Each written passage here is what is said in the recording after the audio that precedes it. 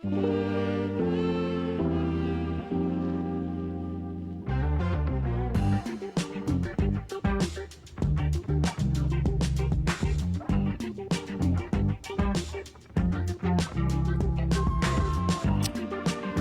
Thursday, everybody. Josh here with On the Wrong Lead. Another episode of Drank and Champagne. I am Drank. I am joined as always by Mr. Andrew Champagne, who's pointing down at his name, or maybe he's pointing down to the subscribe button. I don't know, Andrew. Is it too early to hit that button there? It is never too early for shameless self-promotion. By the way, we are less than a month from Lord Miles Day 2025. Adjust your calendars accordingly. Hi, everyone. You are indeed listening to the correct show. It wouldn't be a show without a Lord Miles reference, which, Andrew, I have noticed that the space behind you is still empty.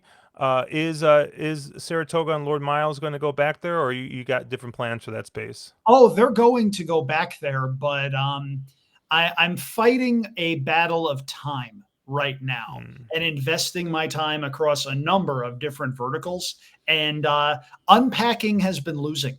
And there's a number of things that I need to get done between now and when I go to Vegas 1 week from tonight. We're recording this on March 12th. My Vegas trip begins March 19th. Devoting a lot of time this weekend. I actually had to say no to my fiance's family, who graciously invited me to a parade over in San Francisco for St. Patrick's Day. I got too many boxes that I need to unload that I just haven't had the time to do because I've been so freaking busy with work and with a number of other things that have popped up, and, planning a wedding in 3.5 months. There's a lot going on, and I just haven't had a chance to do that. So to answer your question, yes, I will wind up putting Saratoga and Lord Miles and the Pink Sheet stuff behind me. I've got a number of things that I've actually dug out that are indeed on my desk. I'll give you a quick little tour here. So for those who do not know, I interned at the Winter Olympics in 2010 in Vancouver. I have the Sports Illustrated Recap Edition framed here. I also have the greatest trophy in the world of horse racing. I'm, of course, referring to T-Biscuit. Some of you may have seen this in the past. This commemorates the winners of the Friendlies Mini Golf Invitational. That is it's basically a major for mini golf among turf riders. And if you look down the bottom here, if you're watching on YouTube, you can see the prestigious list of winners. I won in 2022 and 2023. Did not get a chance to defend my title in 2024. It's probably not going to happen again in 2025 either. So at this point, we may well wind up with a WrestleMania 10 situation where we have 2 T-Biscuits and we have a ladder match to figure out who the actual champion is. If you get that reference, I appreciate you. Is WrestleMania this week? No, WrestleMania is not till April, man. April. There's a guys I play EAFC, which is the soccer game, used to be formerly called FIFA. One of the guys from England I play with, he was going to be in town in Vegas, because it's going to be in Vegas this year. Yep. And he's like, we might be there at the same time. So I just thought, I was like, wait, is that coming up already? But yeah, I don't know. April. You can tell how much I've been paying attention to wrestling the last. How dare you? How dare you, Josh? It's almost like you've had your own Vegas trip planned or had your own life going on. You should be ashamed of yourself. I saw a clip from maybe it was Raw, where one of the Paul brothers, he's a wrestler now, apparently. Yes, Logan Paul is contracted to WWE, and for a celebrity, he is historically good at it. Oh, well, that's good to hear. It's shocking. And look, I am no fan of the Paul brothers for any number of incredibly logical reasons, but he has been good enough to where wrestling fans actually have to admit he's shockingly good at it for how limited experience he actually has. And we should probably wind up diverting away from this topic, because otherwise, instead of previewing the Virginia Derby late pick for Colonial, we'll just be talking about the road to WrestleMania. Mind you, I would have no issue with that, but I don't want to confuse our legion of loyal listeners. And I also want to make sure that anybody who has gone to YouTube, gone down below, clicked that like button, and clicked that subscribe button gets what they're expecting. How's that for a self-promotion right there? Well, and how's this for saying no and asking one final parting wrestling question? Okay. Is he better than The Miz? In what way? Is he a better wrestler than The Miz? So it depends on your definition. It depends Hmm. on what the criteria is for what you're trying to do. See, I always thought The Miz, like people said that he was surprisingly good for being kind of a guy off the street. So, Well, guy off the street for one thing, but you could tell that he had spent his entire life wanting to do that. Logan Paul, you could tell, was doing other things and just sort of like fell backwards into it and realized it was a fit. So, little so different. Also, by the way, quick little Easter egg. If you have Netflix, they have a documentary on Woodstock 1999. The Miz makes an unannounced appearance in the first 5 minutes. He was there at about 18 years old and just, engaging in the debauchery there. And you look up at the screen and you see this guy going, whoa, whoa, whoa. Like, wait, that's The Miz. last question, because I was actually in Vegas this last weekend and there was a UFC event. And obviously, there's a lot of UFC fighters who've made the transition, like a Ken Shamrock, Brock Lesnar. Is Ronda Rousey still wrestling? She is not. She had a couple of different runs with WWE. Her contract ran out. She left on very bad terms. There was a lot that went down there. And yeah, her first run was actually very good. Then she came back and that didn't go so well. Sounds like her UFC career. I'm not All right. going to say a word because Ronda Rousey could rip out this arm out of its socket and whip me over the head with it. Yeah, that true. Yeah. I don't have the ding button anymore, the correct sound. I'll have to get that back on the soundboard. We'll just have to imagine that was there.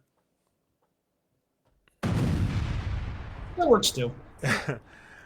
Yeah, so you kind of mentioned that you're going to be going to Vegas, and luckily for you, Andrew, I left a nice healthy deposit for you at the Luxor. I will try to So recover. hopefully that's where you're staying. Yep, it is. Beautiful. So I had a beautiful room. I got a tower suite comped, and if you've never stayed at the Luxor's got basically right the pyramid, and they got all the rooms in there.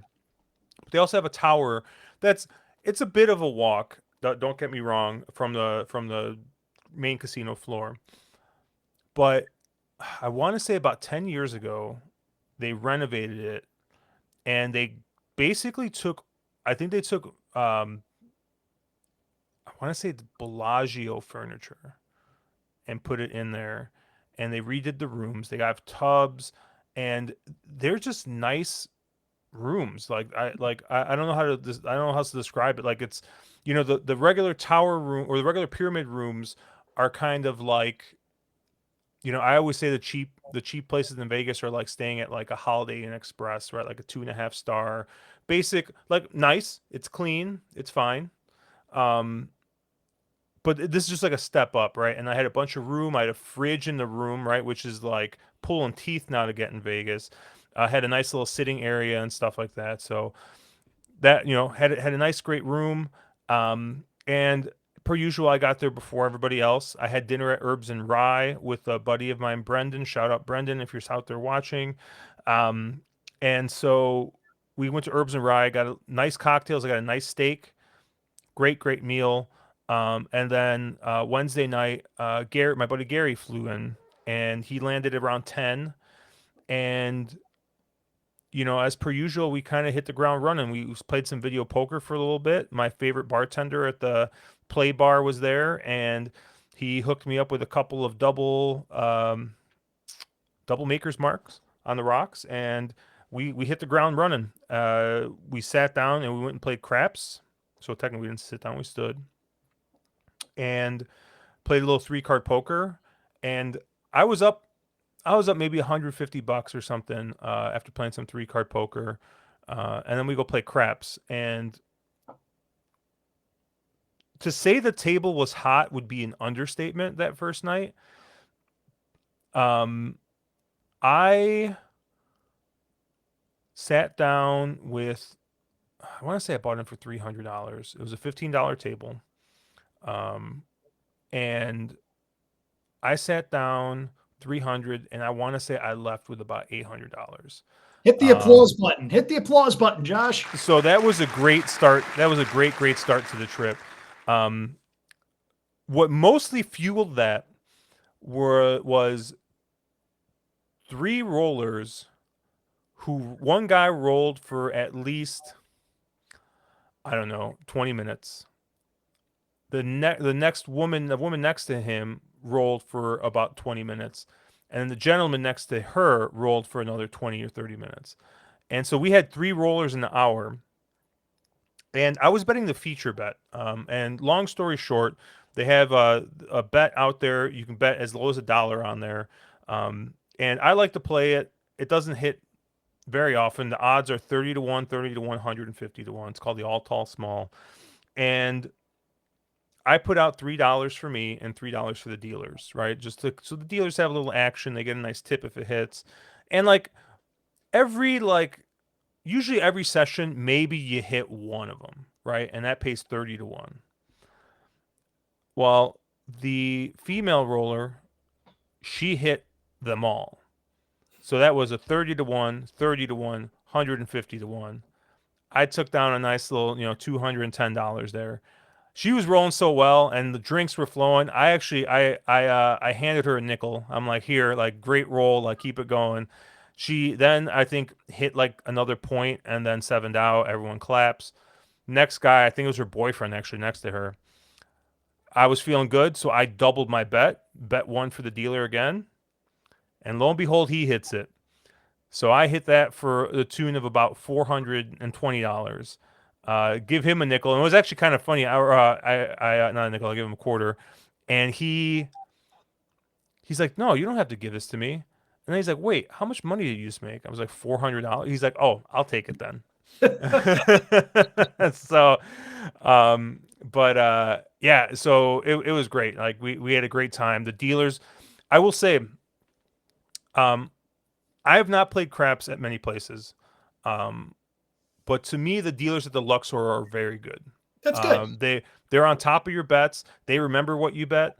There are times where like the cocktail waitress is there, and I'm sitting there and I'm like, talking to some person next to me, and they go, "Hey, Josh, like, you forgot your odds. Hey, Josh, hey, like, did you want to put the 6 and 8 up again?" Like they knew what I was betting. They knew how I was betting, and they would remind me. Obviously, it helps that I was tipping. I would play the pass line for them every once in a while. I kept that feature bet up for them. I would toss some hard ways out for them. I don't really play the hard ways for myself, but I'll play them for the dealers just so they have something out there. And yeah, the cruise really good. I just have so yeah, I love playing craps at the Luxor. I've always had a good time. Um, and yeah, so we end up leaving, pretty happy. I mean, like we were like I said, I'm up like $500 on that first night. And Brendan paid for dinner, so I was up even more after that. So we had a good first night. Thursday, my buddy Gary is he sleeps in, so I kind of just had the morning to myself. I walked down to Target. I got some bourbon. I got a case of water and some other stuff, and just got like the usual housekeeping stuff I get out anytime I get out to Vegas done. And I play a little bit of video poker. I play a little 3 card poker, and it's good. Going up and down, up and down. But Gary probably comes down. I don't even remember. He comes down pretty late though. It's like 5, 6 p.m. by the time he actually gets out of bed. And so we go play craps, and we have. I mean, it was just not good. It was one of those things. We were playing regular craps, and the guy next to me, the guy who was rolling, rolled for a solid like 25 minutes, and I didn't make any money. Oh, And it was because he kept on hitting the 2, kept on hitting the 3, the 11, the 12, the numbers that obviously, like, unless you're playing some of the gimmick bets, you're not going to hit anything. where you're playing the field, yeah. Yeah. So it was just kind of like it was a long roll, and then he was about to hit the feature bet again. He just needed to hit, I think, the 4 and the 9, and it I literally that night, I think I had that feature bet almost taken down like 3 times, and every time it was a damn four, to the point where one of the dealers is like, "That damn four." He's like, what is going on with that four? Like, he's like, "It's all you need." Shout out to John, one of the dealers there at Luxor. But so Gary and I are just kind of like, all right, let's go get some food. Um, our other friend, Mike, he was going to get in a little bit later, so we go get food. Mike lands, and Mike instantly, he loves roulette. He instantly goes to roulette. He makes like $400 on the roulette table. Playing Then rules. and then so we're gonna go play crapless craps because there was no space at the regular craps table, and uh that was Mike's first time playing craps, and let's just say that he loves to press bets, and we ran it up once again. So once again, we were up a couple $100. Great time. Uh, like I said, the dealers are all great. Some of the dealers that we had played with the night before at the craps table were at the crapless table. It was fun. We went and played some 3 card poker. Mike kept on going back and playing roulette. He kept on cashing money at roulette. We lost some money at 3 card poker. Fun stuff. So Friday, Caleb gets in the morning. And here's where the ominous music kicks in, folks. Oh, that one doesn't work. Yeah, that one works. Caleb's had some. Caleb's had a bad run of luck lately, and it's tough for a man that good looking to have anything like bad happen to him. But I'll tell you, man, he's had a rough couple weeks, and Vegas was no different. He shows up, and well, first of all, he was going to go to the ATM, but I was flush with cash, and I'm like, "How much did you want?" And he's like, "Oh, he's just a couple $100." I was like, "Just Venmo me. Save yourself the $20, $30 ATM fee or whatever you're going to pay. I think it's like 11.99. I'm like, just save yourself the fee. We'll run this up a little bit, or at least you can play for a little bit before you gotta go pay the ATM." And maybe the money I gave him was cursed, but that morning, I mean, we played craps, and we couldn't get anything going. It was just like it was tough, and that was basically the story of the trip. We just couldn't get anything going after those first 2 nights, and um, like honestly, they're just like there really weren't any like memorable, fun like gambling stories except for a couple of negative ones. Well, Friday actually, before Caleb, or right around when Caleb was going to get in, I sat down and I played some video poker. I was playing Ultimate X, which is the multi-hand stuff, and I texted my muse of my video poker muse, which is my friend Ryan Dickey, and I went on this like nice hot run where I just like I think I got dealt either a straight or a flush. I got dealt and I held it all 5. And if you play Ultimate X, what that does is it gives you an 8x multiplier on all the next hands. And then I got dealt 3 of a kind, and I was like, man, if this was 4 of a kind, like it would just be bonkers. But I missed, I whiffed on I think all of them. But still, I ended up about $100, playing nickels on video poker, which is a pretty significant, pretty decent win without hitting anything like super crazy. So and then I hit a couple 4 of a kinds. I was texting Ryan. It was a good time. Caleb gets in, and it just like goes to shit from there. Um, but yeah, we went to a Knights game, and so we stopped at the Cosmo, and I got to tell you, Andrew, just probably the weirdest story, or one of the weirdest stories I've ever heard, um, involving a dealer. And I mean, maybe it's not that weird, but I've just never encountered anything like it. So maybe, I don't know. I was like, we were walking through, and I was dead set on playing video poker at the Chandelier Bar because they'll comp you an old fashioned, and it's usually a pretty good one. And so I'm like, we're walking, trying to find somewhere to sit. There's nowhere to sit. I see one. I sit down. I'm like, see you guys. And so Gary and Caleb, they were like, we're gonna go find something to play. So they find a blackjack table, and just one of those things that happen that if you play blackjack, you got to be prepared for that happens. They I think had like 19 and 19 and 18 or something, and the dealer made like a 5 or 6 card 21. Yep. And now, if you've not met my friend Gary, the best way I can describe him is just typical New Yorker, just swears a ton, right? And We tend to so, do that. Yeah. yeah, and so he's from Yonkers, right? So, right, just typical New York. So I'm like texting them, or they text me, and they're like, "Hey, we're gonna go to a different table." The guy like doesn't didn't like we can't stay at that table. I'm like, "All right." So I go and I find them at a different table, and they told me the story. Apparently, they swore, and the dealer told them, "If you're gonna do that, you need to find another table." Oh, really? After the dealer made like a 5 or 6 card, and so I'm like, Gary, what the hell were you like? What did you say? Gary's like, it wasn't me, it was Caleb. And so Wow. the thing is that like Gary, like I said, like Gary's very animated. We had guys playing the don't, right, and Gary's just like sitting there like this fucking guy, like he's like not to say it. Guys would be buying in mid roll. He's sitting there. He's like, nope, here it goes. Of course, right? He's like very animated. He's just like, so I'm like thinking that it was one of his outbursts that sent the dealer over the edge. No, apparently Caleb goes, "You got to be effing kidding me," when he hits the 5 card, and the dealer goes, "If you're gonna do that, you find another table. You don't swear at my table." That's it. That's That was all. it. Yeah. Okay. So here's the thing. Generally speaking, if you're at a blackjack table, yeah, there's going to be some language going around, but especially if something like that happens, the line is usually you can do oh bleep. You can't do you bleeping, bleeping, bleep, whatever. Yeah. Like if you're not directing your insult at anybody, if you're just Hmm. directing your insult at the circumstances, and it's clearly just dang, something like that, that's usually fine.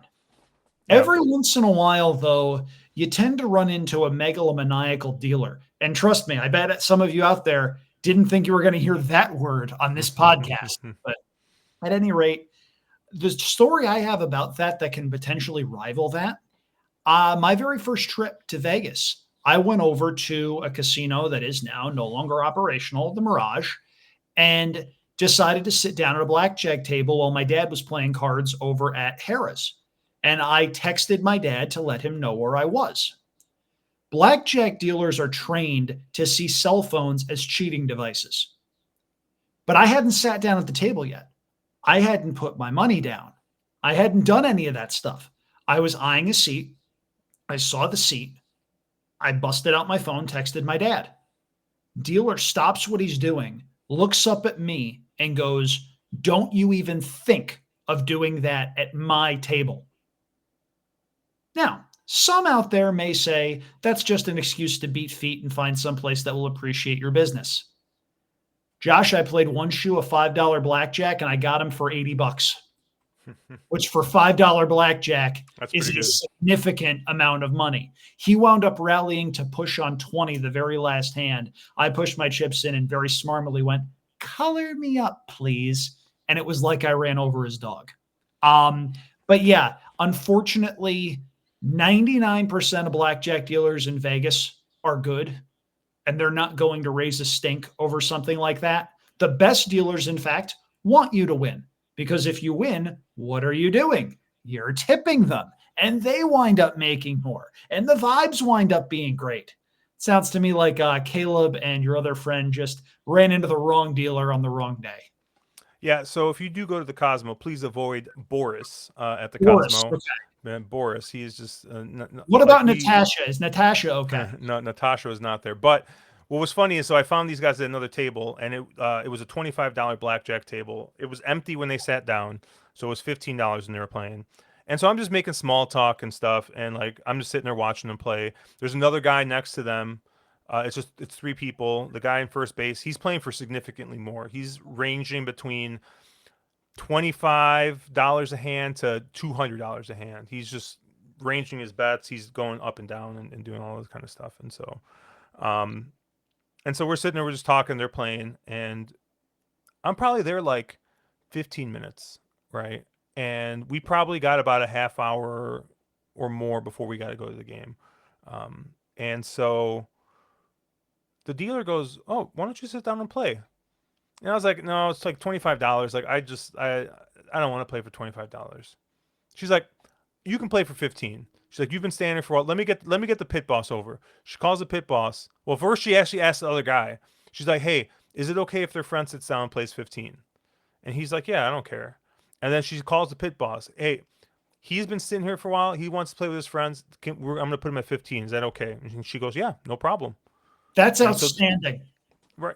So like the duality, right, of those two interactions is wild. Like I said, like I love the Cosmo. I love the ambiance there. I love the restaurants there. They have a really great selection of electronic machines, of table games. It's a great place.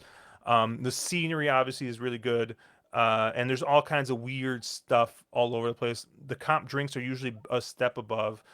I understand MGM is doing its MGM thing to it, and stuff is getting a little bit shittier as it's becoming more corporate. But I still think it kind of stands above. And yeah, like I was just like, yeah, I mean, how many times? Like, I was just standing there. I wasn't even asking to play, and they're like, "Hey, we have an extra seat. Why don't we get this additional player to sit down and play by letting him play at the limits his buddies are playing?" Like it was.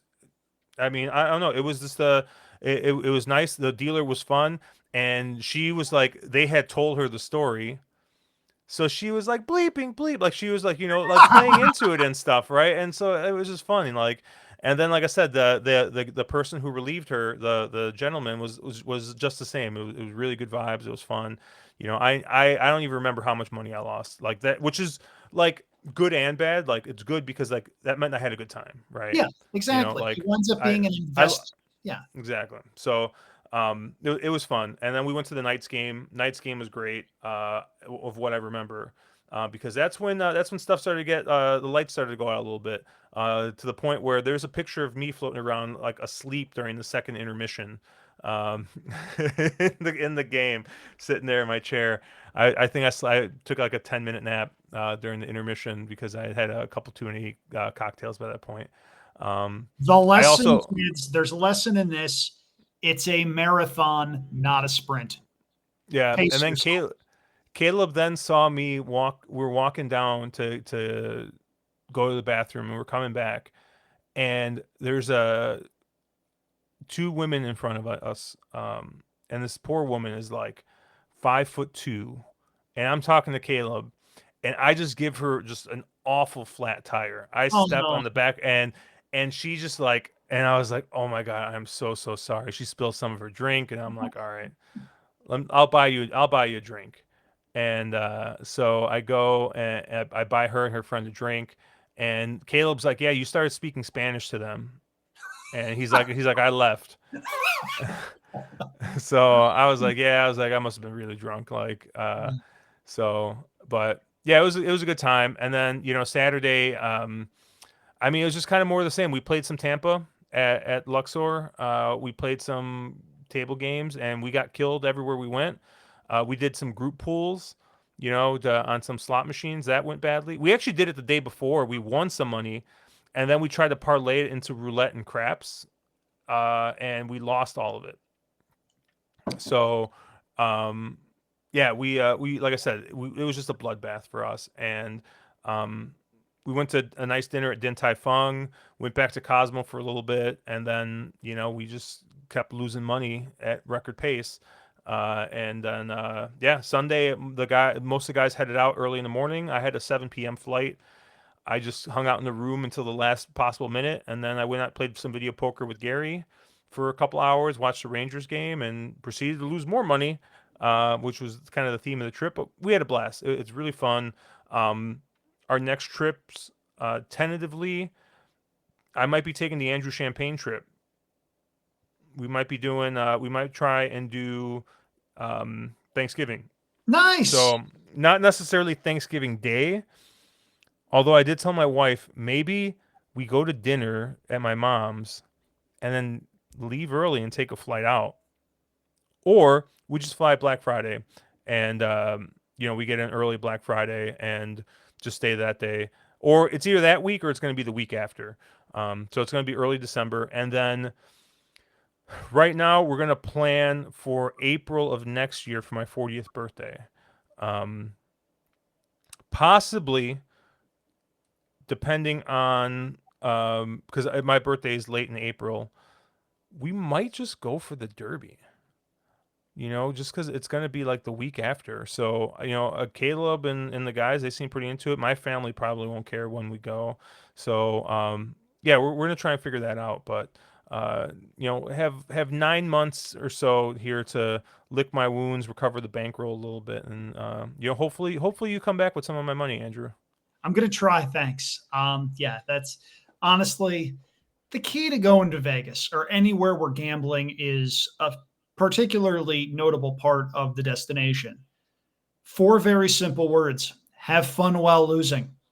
And if you wind up bucking the odds, then you've got a story that you can tell for a very, very, very long time. And it's those little tidbits that make Las Vegas a pretty special place. Unfortunately, the past couple of years, Vegas has definitely gotten far more corporate. News just came out this week that Bill's is getting rebranded to the Vanderpump Hotel, which I I miss Bill's. It's now the Cromwell. I still call it Bill's sometimes. My dad calls it the Barbary Coast. He liked that place very, very much. That's a shame. It's not the Vegas that I know and particularly like, but then again, they're not marketing Vegas for people like us anymore. So the fact that we're able to still do some of the things that we very much like doing, that's a good thing.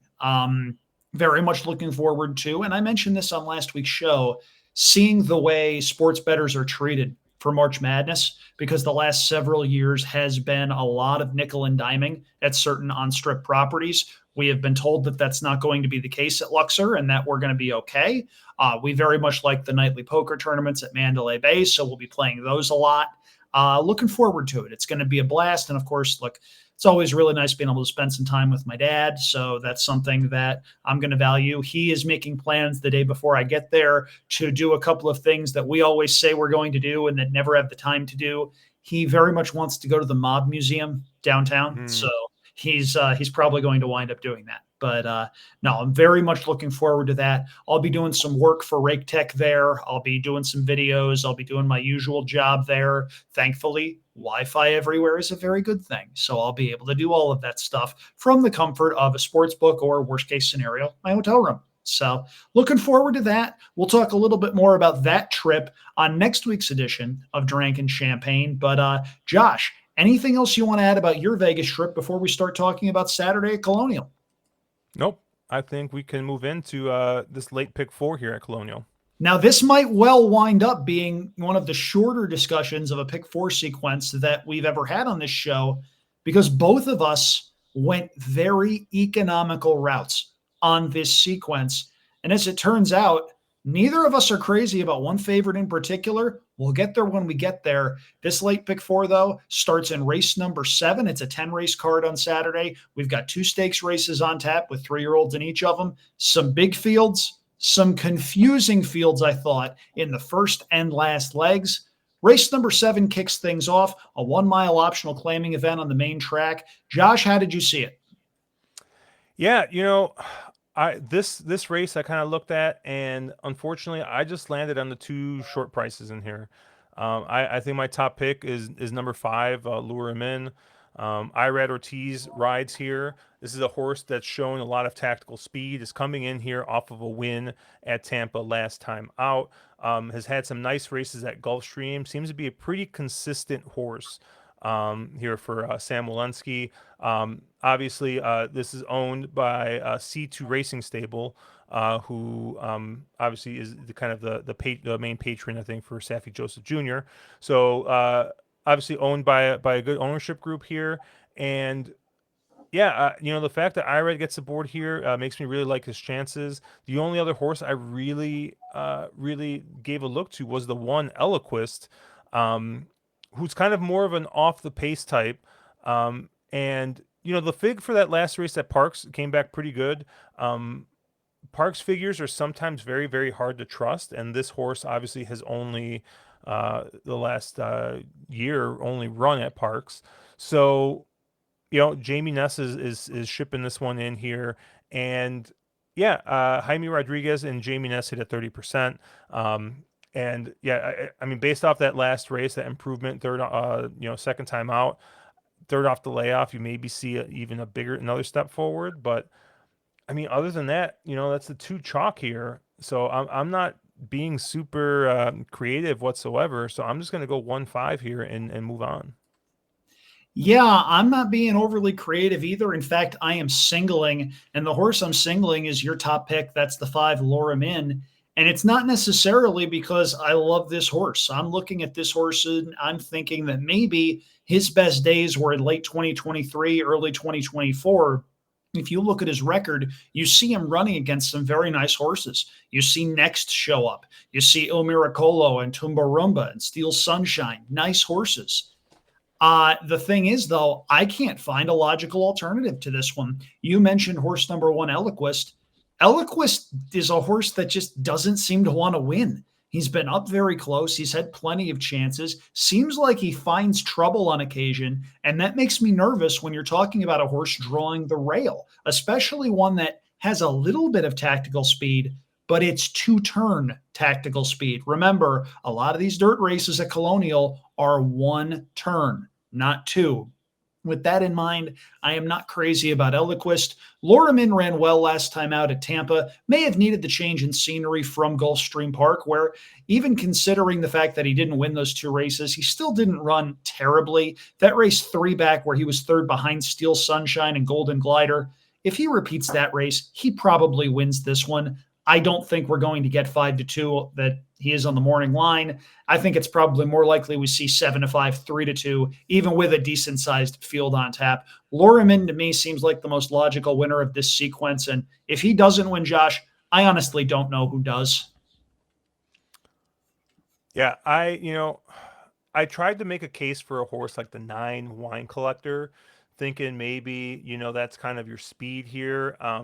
But I kind of was going back and looking through the race 2 back at Laurel that kind of would make you think that maybe he's got a chance to get the lead here. And they just didn't go fast. And this is going to be a one turn affair. So even if the Wine Collector shows some speed, I think when he's run well um, on the lead, it's been on a pretty slow fraction. So I was trying to make a case for him, but he, like I said, looked a little slow. I was even maybe trying to make a case for the 8 on the stretch out to Eagles River.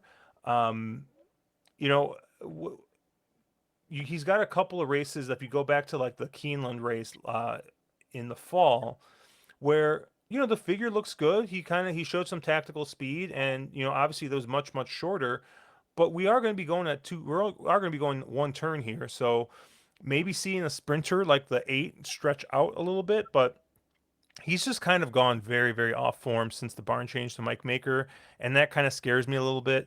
I think if you were going to kind of stretch your pick here a little bit, like the 8 would be one that I would maybe take a flyer on, but I think also, correct me if I'm wrong, he might just be like your 4th choice still. So even that's not, being all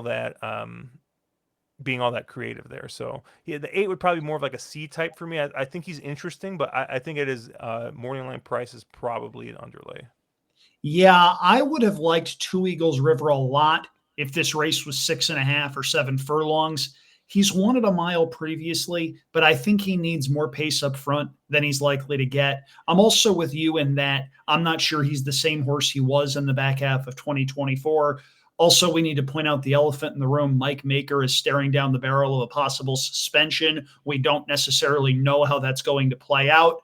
For me, he's going to need to prove it, and I've got no problem going against him in this spot. If he beats me, I'll tip my cap and move on. All right, race 8, the Virginia Oaks here, mile and 16th for fillies, 3 years old. We got some nice Kentucky points, Kentucky Oaks points here, 50 points to the winner. And yeah, we got a pretty good, decent field here of 8. Your morning line favorite is going to be the 3 Gowls Delight at 3-1. You get 7-2 on Fondly, 9-2 on You'll Be Back, and then you get 6-1 and Anonyma early on, and Icona Mama 8-1, and then low key there is going to be your lone double digit horse. Kind of a flat race. It's and I kind of decided to zig a little bit where I think other people are gonna zag. But Andrew, how did you kind of see it?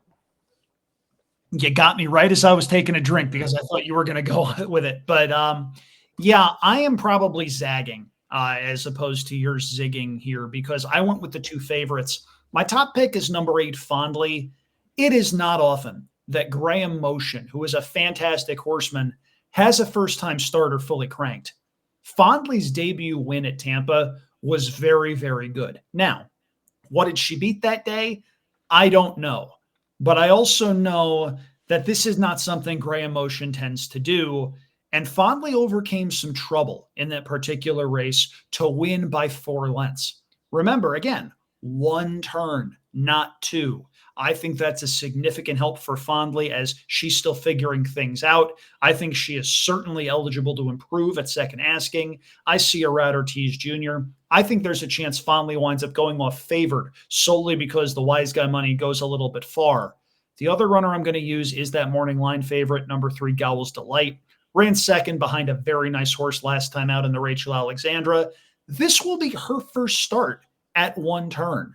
Her prior 3 starts have all been at 2 turns. And I'm looking at that pedigree and I see Practical Joke on top. Practical Joke horses can go long, but he was very much a miler that could go 2 turns in a pinch. If you want to see one of the best losing rides you'll ever see in your life, watch Practical Joke's 5th place effort in the Kentucky Derby, where that jockey, I believe it was Joel Rosario, gave Practical Joke every possible chance to clunk up and get a minor award, and that's exactly what happened.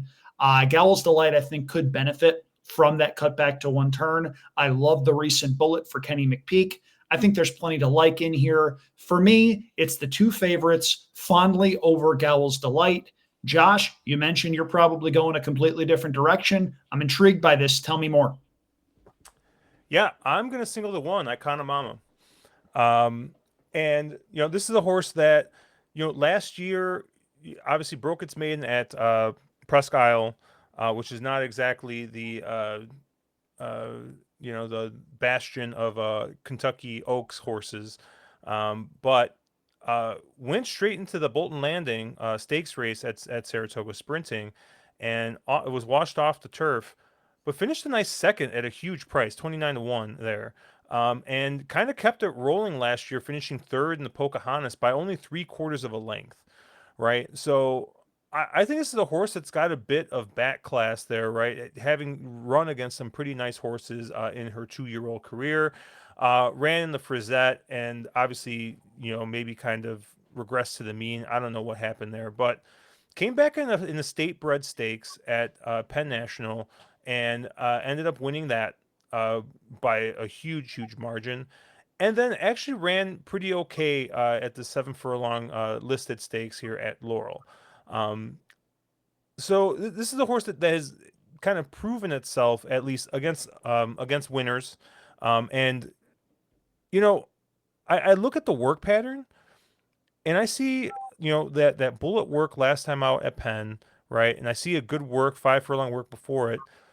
And then I kind of just like I'm kind of looking back, and that kind of seemed to be the same type of work pattern that this horse got before that nice run in the Pocahontas.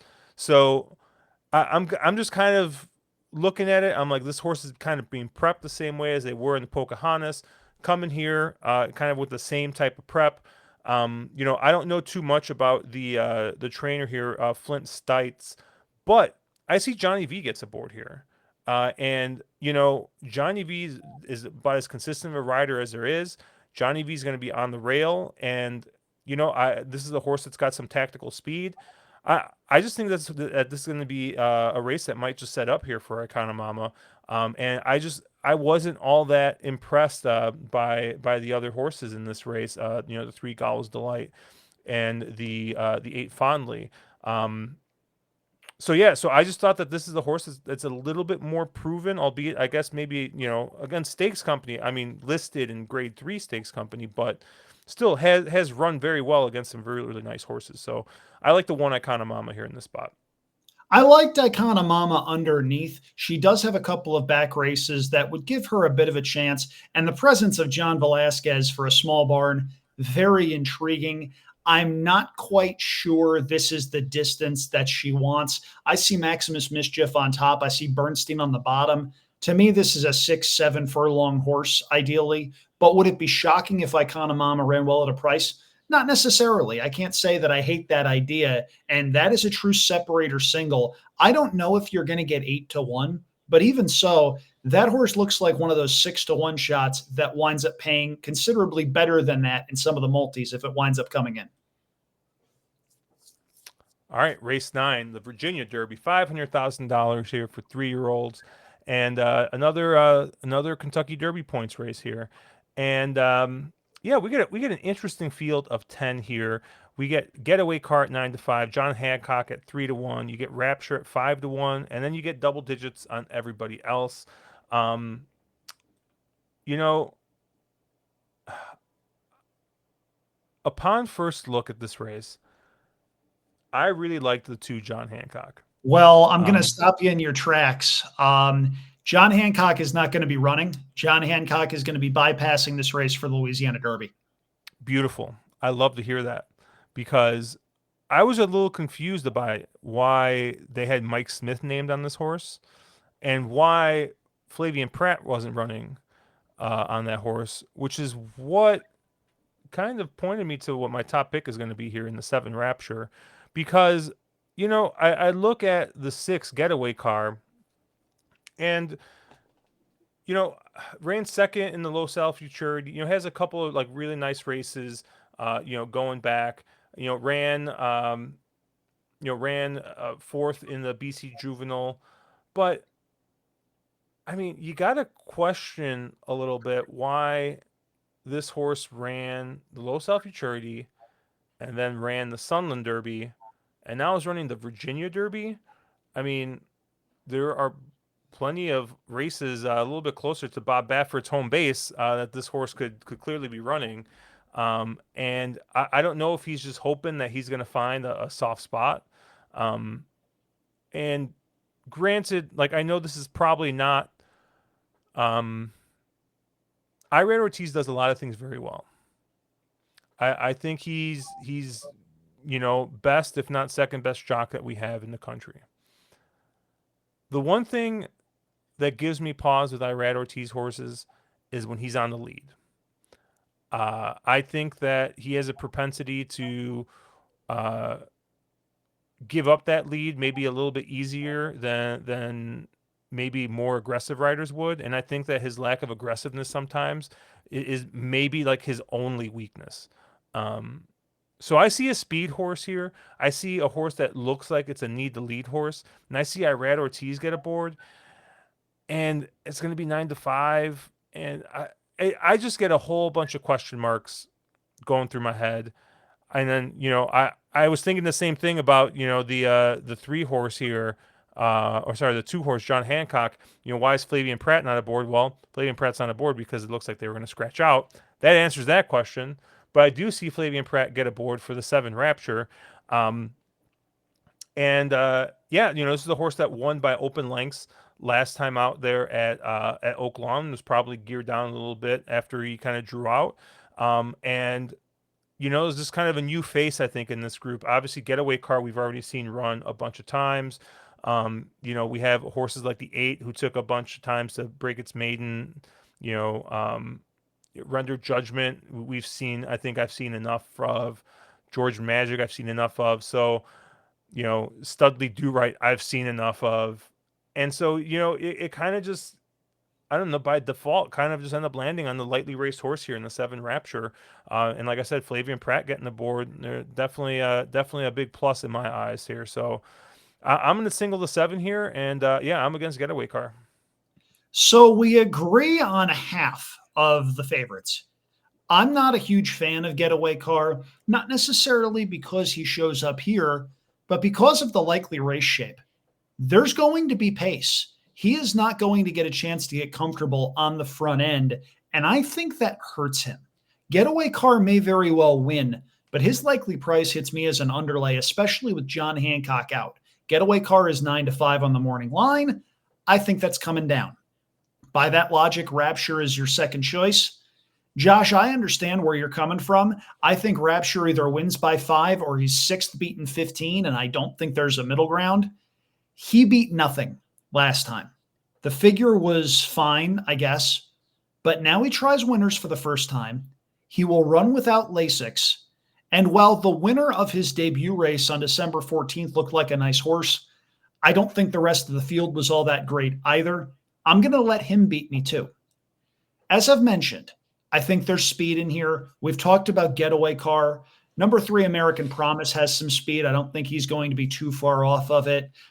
Rapture is not going to be too far off of it. Authentic Gallop has a lot of early speed. He's going to go. I think Georgia Magic is going to go as well.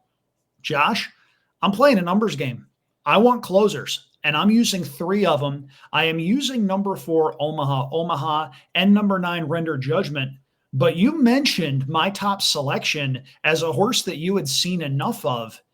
I like number 5, Studley Do Right on top because he's cutting back to 1 turn, which I think he clearly wants.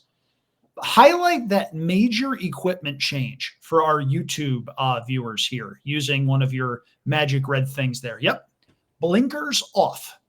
Late last year, they put blinkers on this horse. They tried to teach him a little bit as far as being more forwardly placed.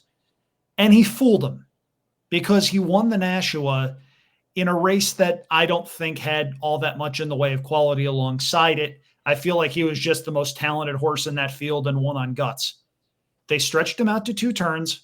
He was 4th of 6 in the Remsen. They run in the Jerome. He's way too close to a legitimate pace, has nothing left.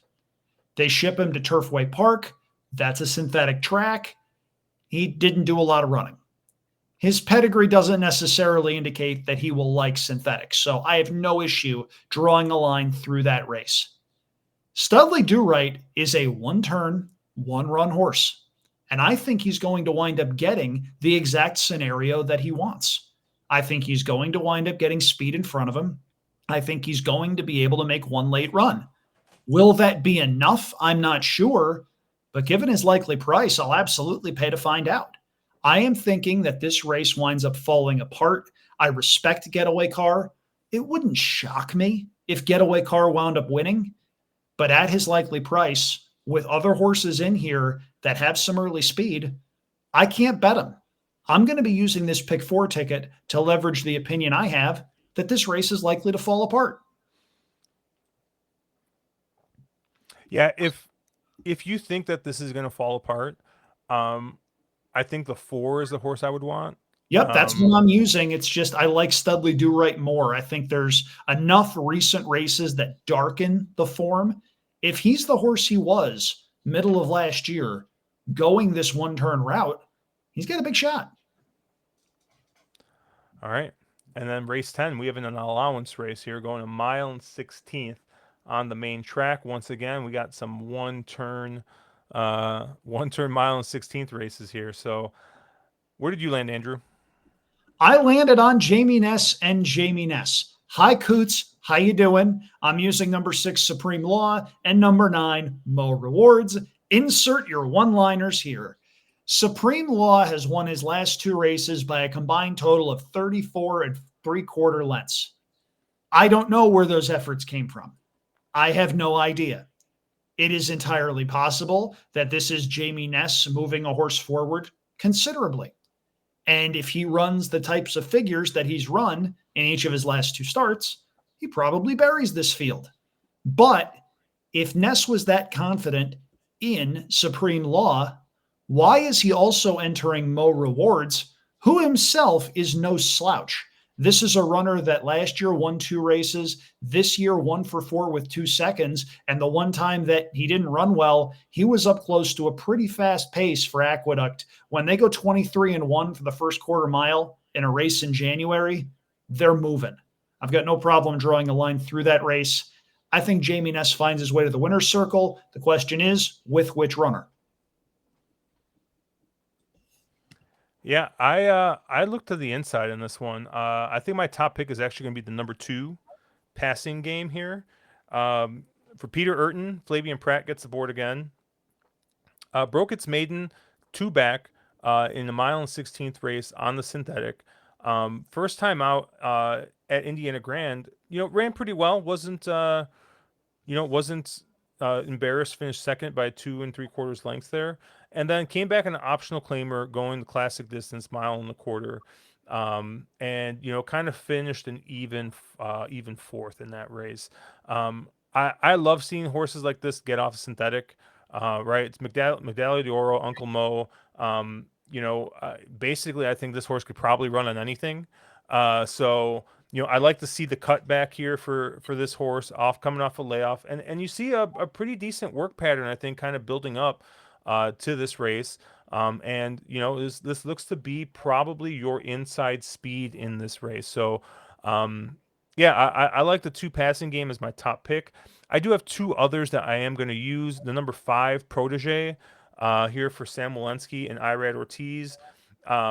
This is just kind of a classic well-meant angle. I see Irad get a board for a person he's normally doesn't get a board for. I mean, it probably does help that you see the ownership of C2 Racing Stable, who Irad runs for all the time. Yeah, this is going to be third off the layoff, third off the claim for a trainer who actually has been going pretty well the last 2 years at 18%, small barn.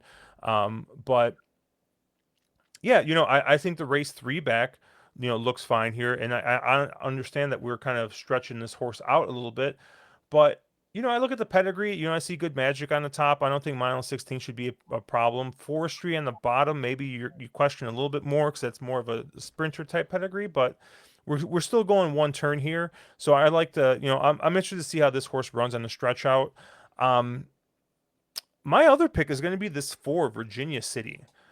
Which is 30-1 on the morning line. And, broke its maiden at Laurel going a mile, and then went to the 2-turn races. And, it just didn't seem to move forward for him. The figures, at least on what I'm looking at on Brisnet, kind of even those last 2 efforts. But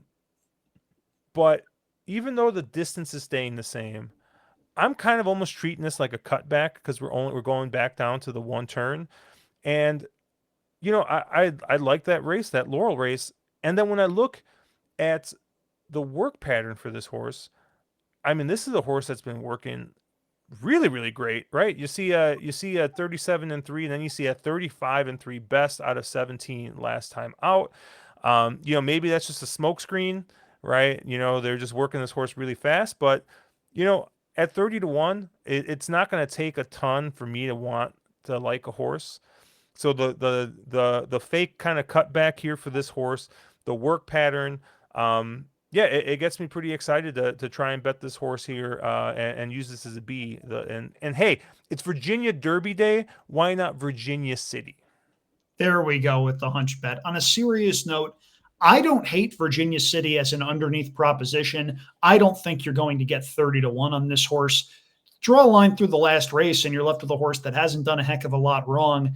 I got to tell you also, Josh, given that pedigree, I really hope they get this horse back on turf. You see Street Sense on the bottom. That is a fantastic grass influence. And the one time this horse ran on turf back in October, he crossed the wire first. He wound up getting taken down. But I think there's a chance this one could be even better on the green stuff. Anything else on this race, Andrew? I mean, I think it goes through the Jamie Ness barn here. If you think the Jamie Ness barn is loaded, you use those two and move on. If you're trying to poke holes or you're trying to make a really big score on a really small ticket, you do what you do. And I think this is one of those shows where people realize you've got two people that go about things in very different ways when handicapping and assembling tickets. And that's why this show works. We're coming up on 100 episodes here, Josh. We're going to wind up needing syndication checks from the other On the Wrong Lead guys. Those are the rules. 100 episodes, you get syndication. Yeah, to your point, our consensus ticket is literally 5XXXX. It's a win bet on the 5 in the first leg. But your ticket, Andrew, is a $6 play here. You got 5 with the 3-8, with the 4-5-9, with the 6-9. That is a $6 ticket. I'm even skinnier. I'm 1-5 with the 1, with the 7, with the 2-4-5. That's a $3 ticket. Now I'm going to give you a chance to bail yourself out with the ticket police here. I want you on record. You're going to play a cold double starting in race number 8. Oh, absolutely. Right there, we go. Ticket police, go away. Yeah, those will be win bets for me. At certain prices. I mean, fair odds. Fair odds are very important. Yeah, because what are we looking at? Well, it's going to be tough because I feel like I'm not going to get the price I probably need on Rapture. I was hoping for like 4-1, 9-2. No way. I'm guessing you're going to get like 3-1, 5-2. You know, so I don't know if Rapture's going to be win bettable at that price. I would bet Icona Mama. Honestly, 8-1 in the morning line. I would probably take half that. I really like this horse. I think 4-1, 5-1 would be where I would definitely fire a win bet. So. But yeah, but we'll be we'll make sure we get that double in. Don't worry. Attaboy. What else you got going on this week, Andrew? Oh God, what don't I have going on this week? It's like I've mentioned, it's been busy here. Good folks over at Twin Spires have enlisted me to write some stuff. I've been writing Cheltenham stuff all week. We're recording this Wednesday night, so you'll likely only be able to see my Friday analysis, but I'm actually writing that up right after we get done here and before I go to bed. So look out for those spot plays. Doing a lot of college basketball stuff on my social media feeds. I've been giving out free plays over on the Winners and Winders YouTube channel and losing in excruciating fashion on those. Josh, last night I had the under in the Utah UCF game. The number was 157.5. Utah was down 13 points with a minute to go and kept fouling. UCF made 2 free throws, and that was it for the scoring. Who fouls down 13 that late in the game? College kids, that's who. And then today, which is Wednesday, I had Rutgers plus 1.5 over USC. They lost in double overtime. Brutal. But my premium plays, which you pay money for, are doing very well. Assuming Grand Canyon covers tonight, and that is looking very likely, knock on wood. They're up 25 with 5:25 to go in that game. I'm giving 8.5. I will be 4-0 this week. So go over to the expert section of winnersandwiners.com. You'll be able to access my stuff as well as the stuff of a lot of other smart people. Quick plug, you can use the promo code CHAMP20 for 20% off any individual item there. There's a lot going on, man. I'm just trying to keep my head on my shoulders. Yeah, there was man, I wish I remember the real bad beat. Oh, I remember what it was. On Saturday, St. John's and Marquette. Did you watch the end of that game? Yeah. Ouch. Yeah, my buddy was all over Marquette, and it looked like they were going to at least get the last possession and then turn the ball over to St. John's and they score. It's just, yeah, it was a brutal way to lose, but. Brutal. Fun fact, I almost went to St. John's. I was looking at that as a potential college option. Judging by what I know now, if Lou Carnesecca was somehow still the basketball coach, I probably would have wound up there. He was a very eccentric dude. Look up the stories about him. He was a fun one. Well, that's going to do it for us here on Drank and Champagne. Obviously, check Andrew out at Andrew Champagne. I am at Cherry Drank. Andrew's got winnersandwiners.com. He's going to have all his college basketball stuff going on there. Make sure you check that out. Make sure you like and subscribe. On my Twitter, I got some Cheltenham stuff up. Had some stuff up for Hong Kong, and we might be live on Friday for the Hong Kong card. We'll see what happens. But, wow. Yeah, I haven't. I might be twisting somebody's arm into doing it, but we'll see what happens. But good luck, everybody. Have a good weekend. Make some money.